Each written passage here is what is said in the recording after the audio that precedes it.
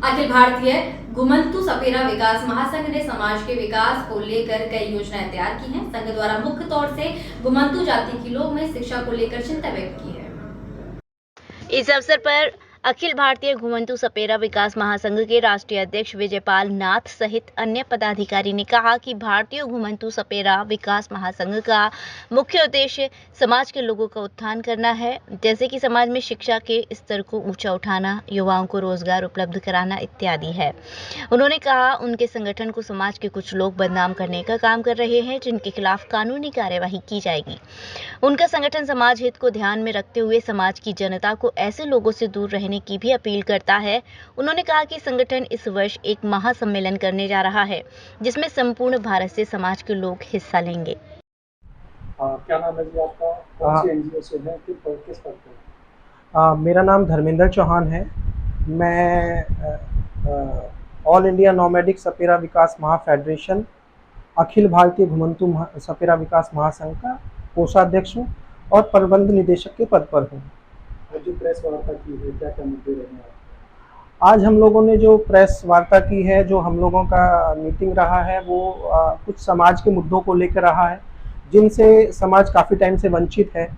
आज़ादी को 75 साल हो चुके हैं, परंतु आज भी हमारी जाति जो सपेरा जाति है वो कई नामों से डिफरेंट स्टेट में डिफरेंट राज्यों में जानी जाती है, जिसका वर्गीकरण आज तक नहीं हो पाया है।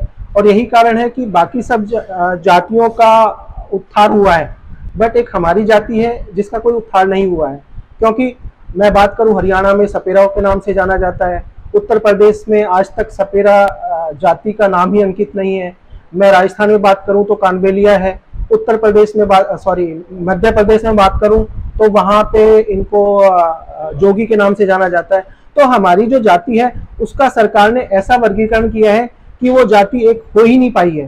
तो मैं आपके चैनल के माध्यम से सरकार तक यह अपनी बात पहुंचाना चाहता हूं संगठन के द्वारा कि हमारी जाति का एककरण किया जाए, पूरे भारतवर्ष में एक ही नाम से हमारी जाति जानी जाए।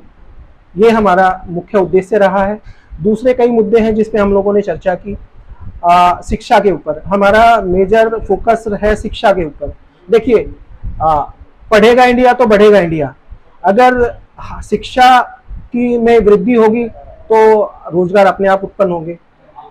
दूसरा हमारा मुद्दा है कि समाज में कैसे महिला के सशक्तिकरण लेके आए। तो महिला हमारा हमेशा से भिन्न अंग रही है। हर जाति में, हर वर्ग में महिला का कद ऊंचा रहा है, परंतु हमारी एक जाति ऐसी है जहाँ पे आज भी महिलाओं को वो अधिकार नहीं मिल पाए जो उनको मिलने चाहिए। तो इसलिए हम लोग महिलाओं के रोजगार के ऊपर, महिलाओं को कैसे ऊपर ले जा सकें, कैसे हम अपने समाज को ऊपर उठा सकें, ये मेन मुद्दे हमारे रहे हैं। उसके अलावा एक हमारा मुद्दा रहा है कि हमने संगठन की स्थापना 2019 में की थी समाज के लिए, परंतु कुछ समाज विरोधी तत्व हैं जो हमारे संगठन का दुरुपयोग करते हैं, संगठन के नाम से गलत विधियां करते हैं। तो मैं आपके चैनल के माध्यम से उन लोगों को भी निवेदन करना चाहता हूं, कृपया ऐसा ना करें, क्योंकि संगठन समाज की प्रॉपर्टी है, समाज का धरोहर है। इसका अनुपालन करें और संगठन को सुचारू रूप से चलने दें। सपेरा समाज को मुक्त किया गया था, आज भी उत्तर प्रदेश में विमुक्त की श्रेणी में सपेरा समाज को रखा है।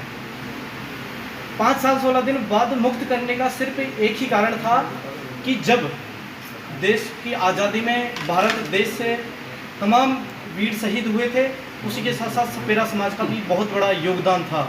एक गौरल्ला युद्ध, जिसको आप भली भांति जानते हैं, गौरल्ला युद्ध करके अंग्रेजों को हमारे देश को स्वतंत्र करने के लिए जो मजबूर किया गया था, उसमें महत्वपूर्ण भूमिका सपेरा समाज की थी। आज भी सपेरा समाज भाला, बर्छी और गिलोल जैसे हाथ से बनाए हुए हथियारों से अंग्रेजों पे वार किया था।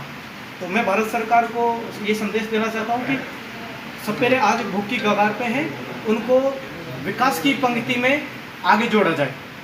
नंबर 2, शिक्षा का दोहरीकरण। आज देश के विभिन्न प्रांतों में आप देखते जा रहे हो कि सरकारी स्कूलें जो भी हैं वो बिल्कुल ख़त्म होने की कगार पे हैं और प्राइवेट स्कूल बहुत आगे पहुंच चुके हैं। कारण ये है कि सरकारी स्कूल में जो बच्चे हैं वो सिर्फ गरीबों के बच्चे जाते हैं और बच्चे सिर्फ मिड डे मील के लिए जाते हैं। मिड डे मील लेके वो बच्चे वापस आ जाते हैं। आज यदि प्रैक्टिकल किया जाए तो एक सरकारी स्कूल का 5वीं क्लास का बच्चा और प्राइवेट का 2री क्लास का बच्चा, वो उनकी एजुकेशन बराबर होगी। तो मेरा सरकार से ये निवेदन है कि शिक्षा के दोहरीकरण को कम किया जाए। नंबर 3, मैं सरकार से निवेदन करना चाहूँगा कि ये लिविंग टू राइट, जीने का अधिकार हर व्यक्ति के पास में है। जो सपेरा समाज का जीने का अधिकार है, इंसान जब ही जी पाएगा जब उसके पास रोजी रोटी होगी।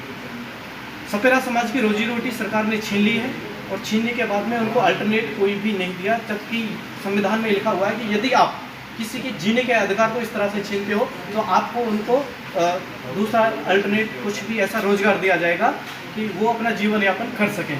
आज सरकार ने चिड़ियाघर तमाम बनाए हुए जिनमें करोड़ों की करोड़ रुपए खर्च हो जाते हैं सिर्फ और सिर्फ किसी भी समाज से लोगों को वहाँ चयनित करके उनकी ट्रेनिंग कराने के रूप में। जबकि एक सपेरे का बच्चा 18 साल का जो बच्चा होता है वो सांप या किसी भी जानवर को जहरीले जानवर को पकड़ने में PhD होल्डर होता है। आप 15 साल किसी भी अदर किसी समाज के व्यक्ति को ट्रेनिंग दोगे और एक सपेरे का 18 साल का बच्चा उससे ज़्यादा नॉलेज रखता है हर तरह से कि कैसे सांप का जहर निकाला जाता है, क्या खिलाया जाता है उसको।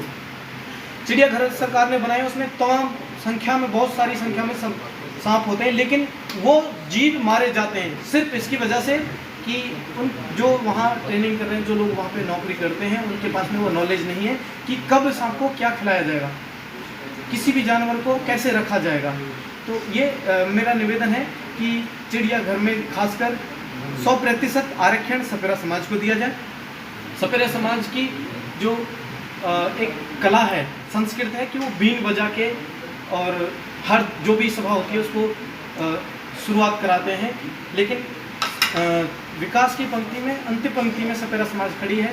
तो एक बोर्ड बनाया जाए भारत सरकार द्वारा और उसमें सपेरों के लिए स्पेशल फंड दिया जाए ताकि इस संस्कृति को जीवित रखा जा सके और सपेरा समाज जो आज भूख की कगार पे है उनको ऐसा प्रोत्साहन मिले, समाज से ग्रांट मिले कि वो अपना जीवन यापन सही से कर सके। धन्यवाद सर। ये वैसे ये क्या जो रजिस्टर्ड नाम है हमारा, वो ये क्या ऑल इंडिया नोमेटिक सपेरा फेडरेशन के नाम से है। ये संगठन कुछ घुमंतु जातियों को लेकर के बना है।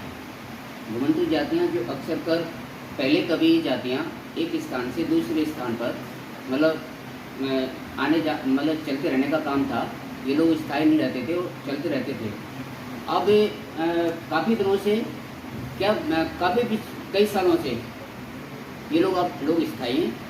ये लोग अपना स्थायी निवास बनाकर रह रहे हैं। और ये जो जातियाँ हैं जो पिछले काफ़ी दिनों से जैसी घूमती रही, तो ये लोग शिक्षा, आर्थिक स्थिति, रोजगार, बहुत सारे जो क्या है जो सामाजिक जो स्तर होते हैं उनसे ये जाति बहुत पीछे छूट गई। तो हमारा जो ये संगठन है, जैसे कि कोई भी जाति या समुदाय हो बिना शिक्षा के आगे नहीं बढ़ सकता। तो हमारे संगठन का जो मेन उद्देश्य है वो सबसे पहले शिक्षा को फोकस करना है। कैसे इस समाज के बच्चे पढ़ें, ये शिक्षा ये समाज आगे बढ़े, बच्चे पढ़ेंगे, शिक्षित होगा, परिवार शिक्षित होगा, बच्चे आगे बढ़ेंगे। कैसे इन लोगों को आगे जो क्या रोज़गार मिले, जो कि रोज़गार की बहुत बड़ी समस्या बनी हुई है।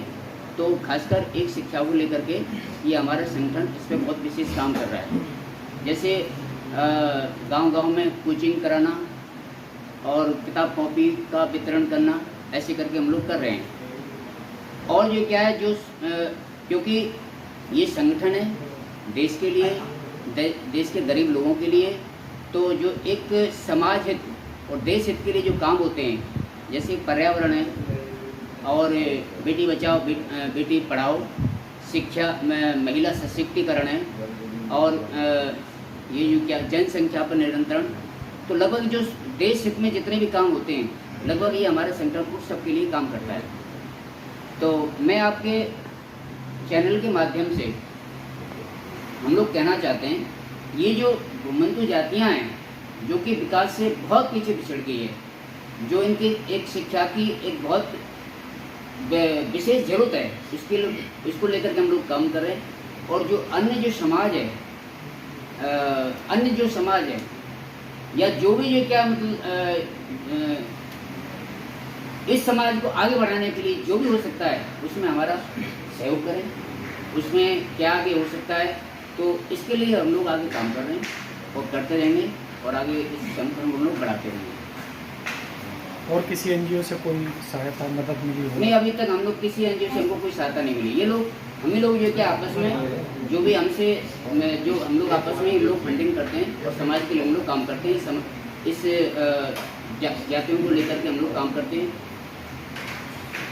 एक बड़ा प्रोजेक्ट है ये, जैसे आप बता रहे हो घुमंतू जातियों के लिए शिक्षा, चिकित्सा और कई मुद्दों पर आगे उन्हें बढ़ाने के लिए किस तरह से आगे संगठन को बढ़ाओगे, किस तरह से इनकी समस्या का निवारण किया जाएगा? देखिए, जैसे अभी जो हमारे कोषाध्यक्ष ने बताया, ये संगठन हमारा पूरे भारत स्तर पर चल रहा है और इस समय लगभग 10-12 राज्यों में जो क्या है ये संगठन चल रहा है। तो ये जो जैसे हमने बोला कि हमने पूरे इंडिया में इसका विस्तार किया।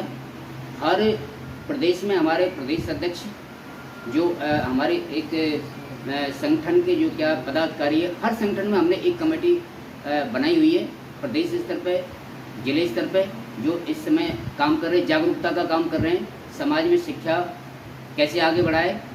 जो ये लोग जो क्या बच्चों को पढ़ाने पर ध्यान नहीं देते, वो बच्चों को स्कूल भेजें, शिक्षा को आगे बढ़ाएं। तो ये बहुत सारी जो क्या है लगभग पूरे इंडिया में हमारे जो क्या है संघ के पदाधिकारी और संघ के कार्यकर्ता कर रहे हैं। तो नेशनल स्तर पर कितने सदस्य हैं आपके एनजीओ में? नेशनल स्तर पर लगभग हमारे 500-600 लगभग सदस्य हैं इस समय प्रेजेंट में। जिला स्तर पर कितनी टीम है? जिला स्तर पर देखिए, जैसे जिला अध्यक्ष होता है और जैसे करके कुछ होते हैं, लगभग हर जिले पर हमारे लगभग 10 से 15 सदस्य काम कर रहे हैं बराबर। जैसे अभी आपने बताया जो शिक्षा से वंचित है उनको शिक्षा की मुख्य धारा से जोड़ने के लिए काम कर रहा है आपका एनजीओ। ये मुहिम तो सरकार की तरफ से भी चलाई गई है, समग्र शिक्षा अभियान। देखिए सर, मैं आपको एक बात बता दूं, सरकार के स्तर से चलाई गई। जैसे आपके जो सरकारी स्कूल होते हैं, आपने देखा होगा वर्तमान में सरकारी स्कूलों की इतनी हालत ख़राब है, ठीक से बच्चों की पढ़ाई नहीं होती है। बच्चों की शिक्षा में जब अगर इस सरकारी स्कूल में अच्छी पढ़ाई हो रही होती तो हमारे जो क्या ये आपके जितना भी जो क्या हायर वर्ग है, ये अपने बच्चों को प्राइवेट स्कूलों में क्यों भेज रहे हैं? और तो ये सरकारी स्तर पे जो शिक्षा होनी चाहिए वो शिक्षा गरीब बच्चों को नहीं मिलती है। तो इनकी अच्छी शिक्षा हो तो जिसके लिए हम लोग कोचिंग कराते हैं, मार्गदर्शन कराते हैं। जैसे चलो ये तो एक हमारे जो क्या एक सरकार का मैटर हुआ, लेकिन जो क्या है जो हाँ बच्चों को जो परिवार है, जो ये समाज है, जनजातियाँ हैं, उनको जागरूक करना शिक्षा को लेकर के, ये तो सरकार का काम है। ये सोशल एक्टिविटी हम लोग करते हैं बराबर।